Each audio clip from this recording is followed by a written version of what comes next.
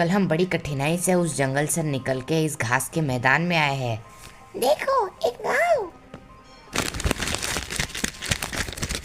Excuse me, can you please tell me which place of Europe is this? हैं, लगता है इन्हें भी इंग्लिश नहीं आती। खैर, शायद से ये किताब हमारी मदद करे।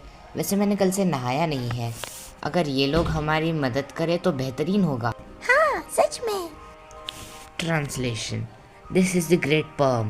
इस ट्रांसलेशन को समझने के लिए हमें फिर से वो किताब खोलकर वो रशियन भाषा को थोड़ा समझना पड़ा।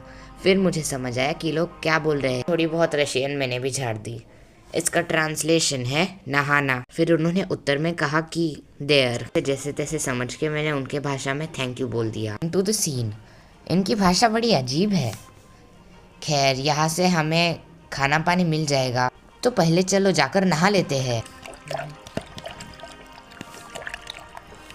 एक दुविधा थी, नहाने के लिए साबुन भी नहीं है, पहनने के लिए कपड़े भी नहीं है। मुझे तो पहनने के लिए कपड़े नहीं लगते। युक्ति है, और वो युक्ति थी तो बड़ी घिसी पिटी थी, जिसे देखकर स्क्वीज को हंसी आ गई। जानता हूँ मैं अजीब लग रहा हूँ, मगर उस आदमी के पास यही देने लायक पोशाक थी। खैर, मैंने उसे समझा दिया है कि हम भारत जा रहे हैं, और उसने कहा कि हम फिलहाल यूरेशियन पर्वत रेखा के पास है। दक्षिण की दिशा में चलते जाना है। क्या हम निकलने से पहले गांव घूम ले?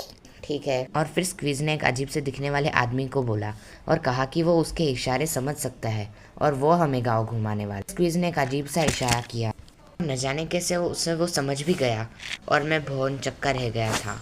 फिर हम जा रहे थे, अचानक से उसने कुछ किया। उसमें बेचारे की पैंट भी फट गई थी। वो हमें कह रहा है कि ये हमारे गांव का झरना है। फिर उसने जो बताया था वो एकदम सही था। फिर उसने फिर से कुछ किया और वो स्क्वीज समझ गई। वो कह रहा है चलो। फिर चल पड़े।